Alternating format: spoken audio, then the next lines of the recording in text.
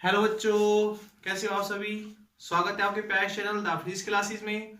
और बेटा आज हम शुरू करेंगे यूनिट नंबर 3 यानी कि magnetic field due to electric current. Okay, यानी कि हमने अब तक जो पढ़ा है उसको मैं एक बार रिपीट कर देता हूं। जो फर्स्ट यूनिट में हमने पढ़ा चार्ज पार्टिकल इन रेस्ट पढ़ा, फिर हमने सेकेंड यूनिट के अंदर पढ़ा इलेक्ट्रिक करंट जिसमें हम चार्ज पार्टिकल जब मोशन में होता है उसकी बात हमने की। अब जब चार्ज पार्टिकल मोशन में होता है तो करंट जनरेट करता है। चार्ज पार्टिकल बेटा मोशन में होता है तो एक चीज और जनरेट करता है, वो है मैग्नेटिक फील्ड। इसलिए हम कहते हैं कि करंट की वजह से मैग्नेटिक फील्ड प्रोड्यूस होता है। क्या होता है? करंट की वजह से मैग्नेटिक फील्ड प्रोड्यूस होता है। कितना मैग्नेटिक फील्ड प्रोड्यूस होगा, कैसे होगा, कितना फोर्स लगता है एक चार्ज पार्टिकल के ऊपर, तो ये सारी चीजें आज हम पढ़ने वाले हैं। जो हम अब यूनिट स्टार्ट करेंगे उसका जो फर्स्ट चैप्टर है वो है मूविंग चार्ज एंड मैग्नेटिज्म। क्या है? Moving charge and magnetism.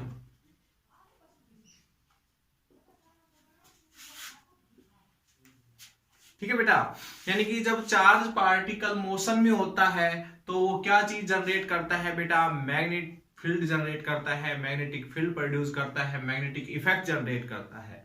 तो ये चीजें आज हम स्टडी करेंगे बेटा। तो हम इसी के बारे में जानने से पहले ये बात जान लेते हैं कि एक साइंटिस्ट थे ओरस्टेड। ठीक है, ओरस्टेड एक साइंटिस्ट थे, उन्होंने एक्सपेरिमेंट किया।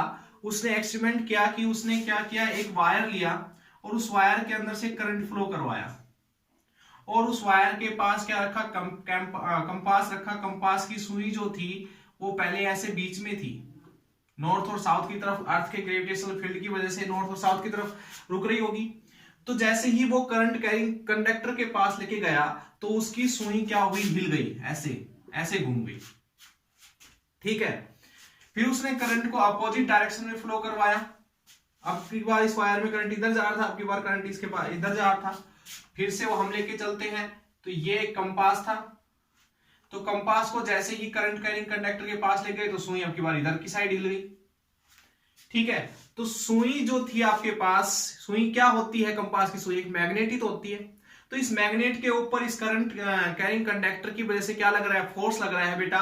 तो इस फोर्स, जो ये फोर्स लग रहा है, ये मैग्नेट के ऊपर तभी लग सकता है जब उसके ऊपर कोई मैग्नेटिक फोर्स लग रहा हो। तो यानी कि करंट कैरिंग कंडक्टर के पास एक मैग्नेटिक फील्ड होता है। इस करंट कैरिंग कंडक्टर के चारों तरफ वो मैग्नेटिक फील्ड क्या करता रहता है बेटा? रिवॉल्व करता रहता है। क्या करता है? रिवॉल्व करता है इसके चारों तरफ। ठीक है बेटा, तो ये है आपके पास magnetic field produce due to electric current का फर्स्ट एक्सपेरिमेंट जो ओरस्टेड ने करके देखा था। ओरस्टेड ने कहा कि अगर इस वायर के अंदर से करंट फ्लो होता है तो, और इसके पास अगर कंपास को लेके जाते हो तो कंपास की सुई के अंदर डिफ्लेक्शन आता है, और वो डिफ्लेक्शन तभी आ सकता है, ये आपके पास बेसिक चीज है बेटा, कि उस सुई के अंदर डिफ्लेक्शन तभी आ सकता है जब उसके ऊपर कोई मैग्नेटिक फोर्स लग रहा हो। और वो मैग्नेटिक फोर्स किसने प्रोड्यूस किया होगा? इस करंट कैरिंग वायर ने प्रोड्यूस किया होगा, यानी कि magnetic field produce due to electric current. ये बात हमने इसने बताई। ओरस्टेड प्रिंसिपल है, ओरस्टेड एक्सपेरिमेंट है बेटा, जिसके अंदर ये बात बताई गई है। ठीक है, उसके बाद हमने बात की, एक छोटा सी बात हम और कर लेते हैं जिसके बाद हम अपने आर्टिकल की शुरुआत करेंगे। देखिएगा बेटा, लॉरेंट्ज फोर्स,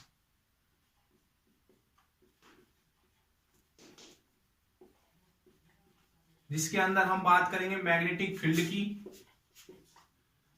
मैग्नेटिक फील्ड इंटेंसिटी।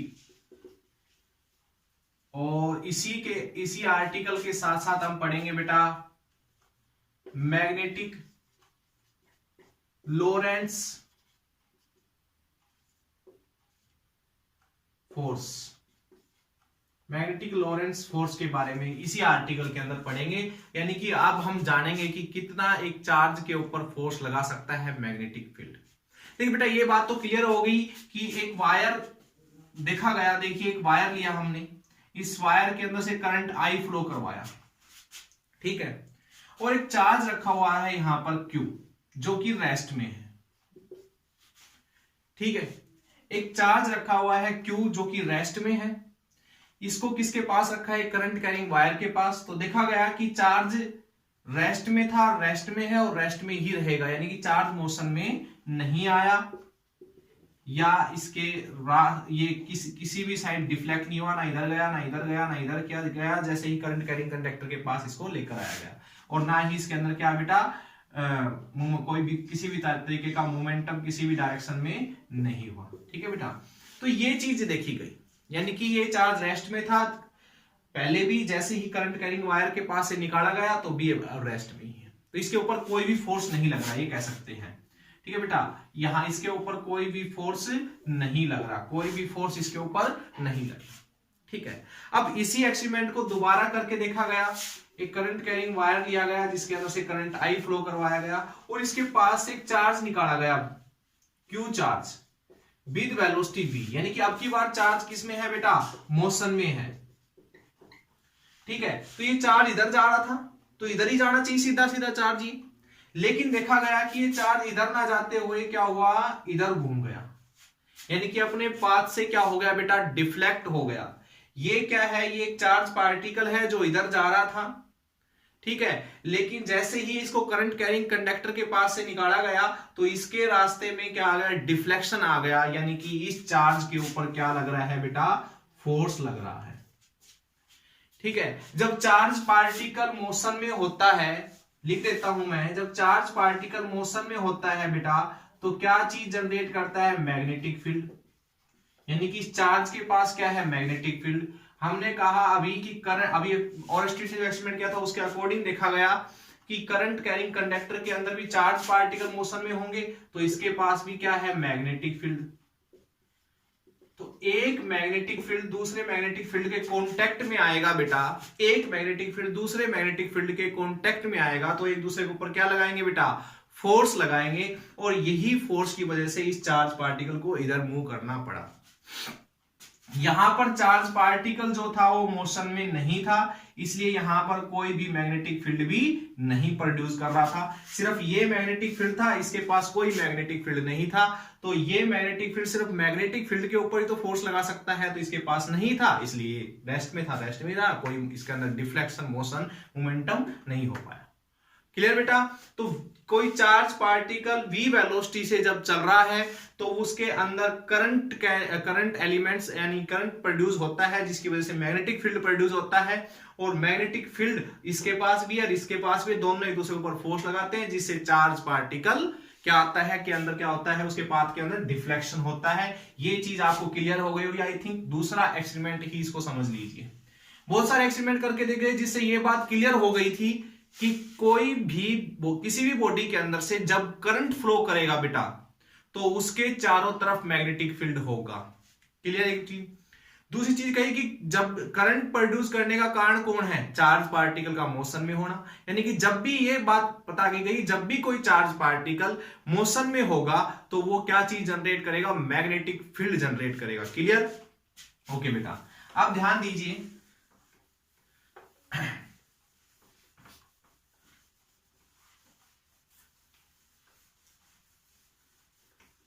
तो अब हम बात कर लेते हैं बेटा लॉरेंट्ज फोर्स की, क्या होता है ये। तो एक काम करते हैं, एक थ्री डायमेंशनल सिस्टम ले लेते हैं बेटा। ये एक्स एक्सिस है, ये वाई एक्सिस है, ये जेड एक्सिस है। अब मेरी बात पे ध्यान दीजिएगा बेटा, इलेक्ट्रिक फील्ड अप्लाई करने के लिए क्या करते थे हम, इलेक्ट्रिक फील्ड अप्लाई करने के लिए एक प्लेट पॉजिटिव और एक प्लेट नेगेटिव के आमने सामने रख लेते थे, तो कहते थे कि इसके बीच में क्या है, इलेक्ट्रिक फील्ड प्रोड्यूस हो गया। नॉर्मली यही करते थे, ठीक है। तो इसके बीच में कोई चार्ज रखा होता था प्लस का क्यू, तो वो किधर भागेगा, इधर। यानी कि जब भी कोई चार्ज पार्टिकल रेस्ट में है और वो किसी इलेक्ट्रिक फील्ड में रखा जाता है तो बेटा वो क्या करता है, क्यू ही फोर्स से मूव करने लग जाता है। या कोई चार्ज पार्टिकल ऐसे जा रहा होता क्यू, तो भी वो क्या करता, इधर मुड़ जाता नेगेटिव प्लेट देख के। यानी कि चार्ज पार्टिकल चाहे रेस्ट में हो चाहे मोशन में हो, इलेक्ट्रिक फील्ड हमेशा फोर्स लगाता है। लेकिन अभी हमने पिछला एक्सपेरिमेंट जो किया था उसमें देखा कि जब चार्ज पार्टिकल मोशन में होगा बेटा, मैग्नेटिक फील्ड तभी फोर्स लगाएगा, रेस्ट वाले के ऊपर फोर्स नहीं लगाएगा। क्लियर? ये बात बहुत इंपॉर्टेंट थी।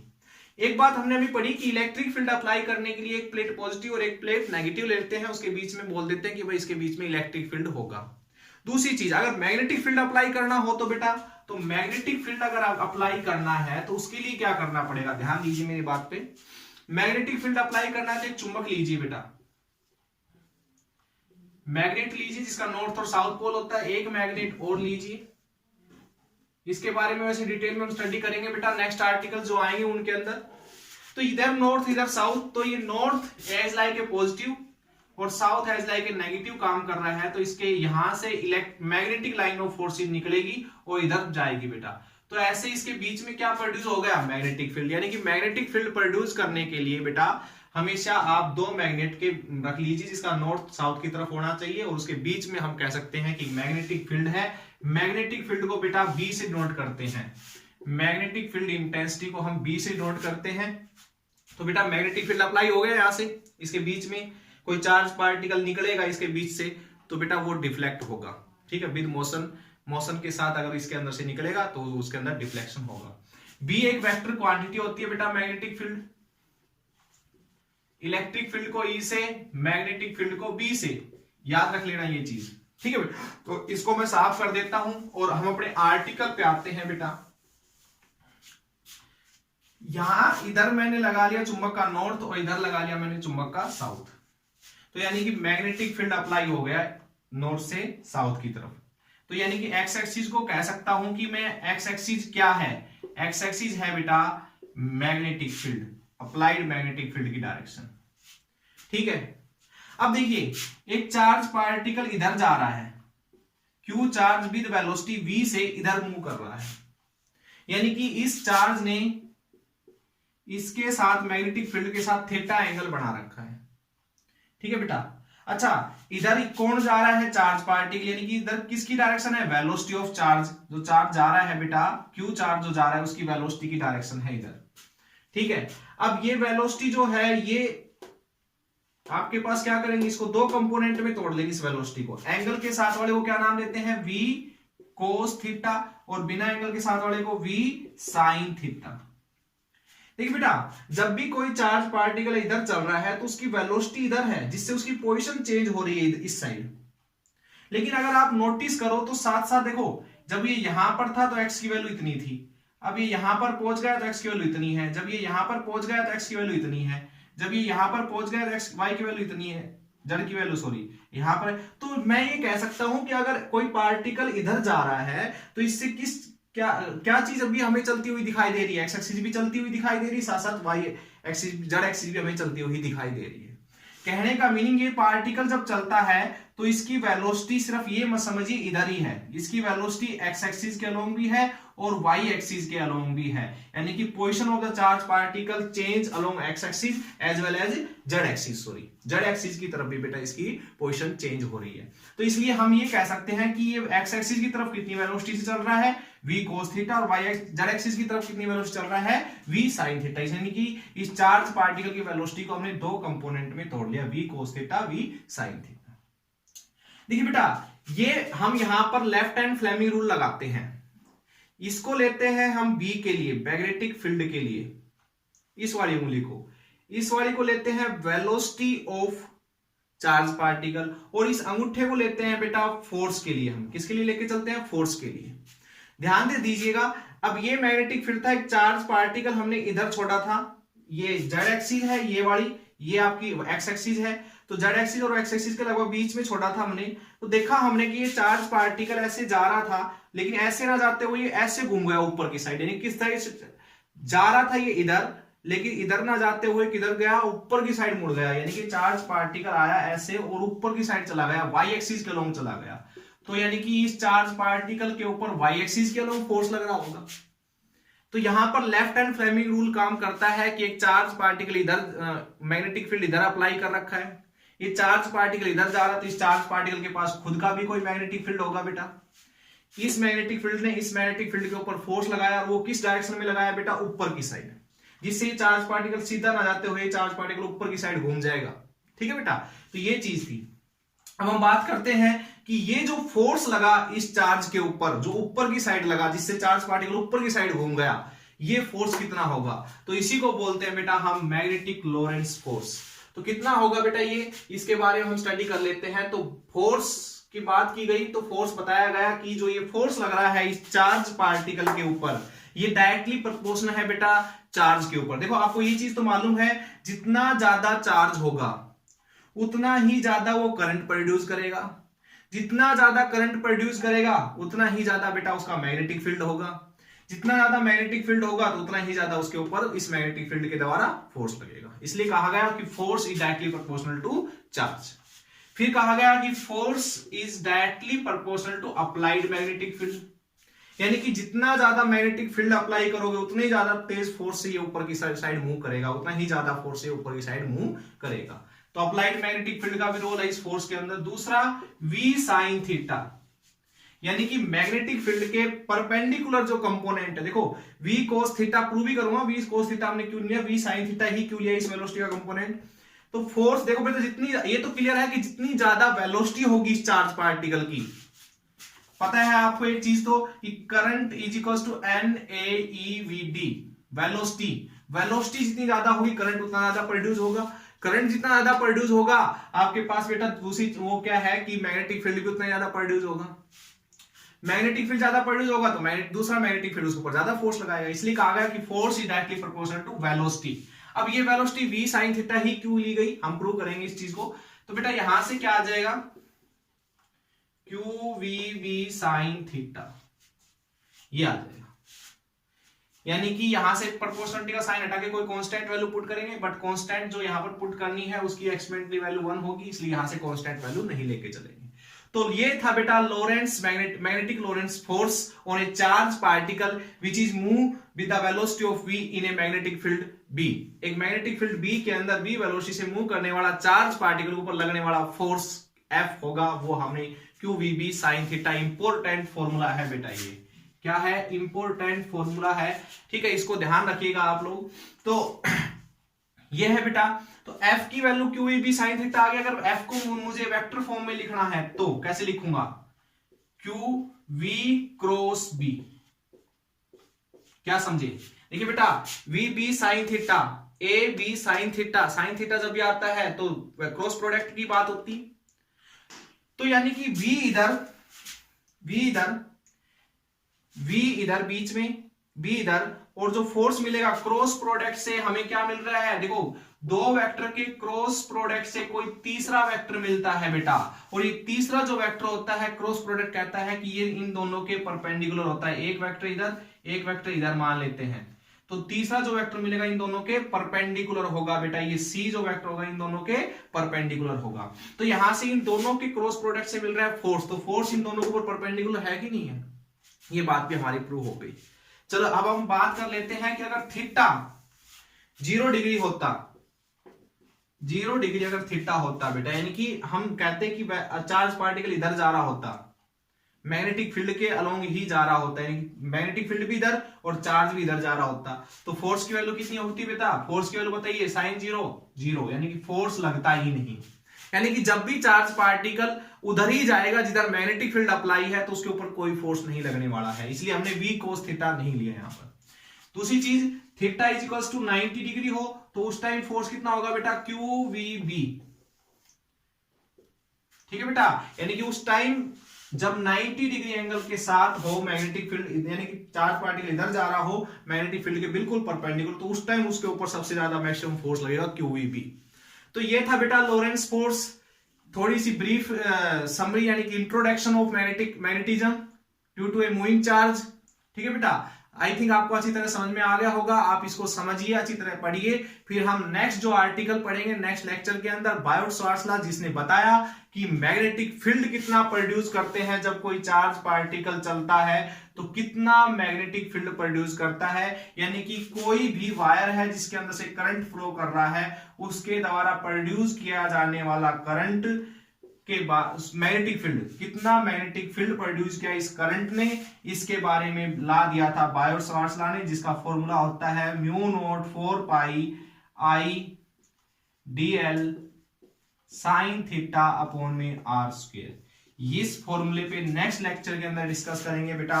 इंपॉर्टेंट फॉर्मूला है, बोर्ड के लिए भी और कॉम्पिटिटिव एग्जाम्स के लिए भी इंपॉर्टेंट है, तो आप इसके ऊपर अच्छी तरह से फोकस कीजिएगा। उससे पहले आप इसको समझिएगा जो चीजें हमने आपको पढ़ाई है। जब तक के लिए all the best and thank you.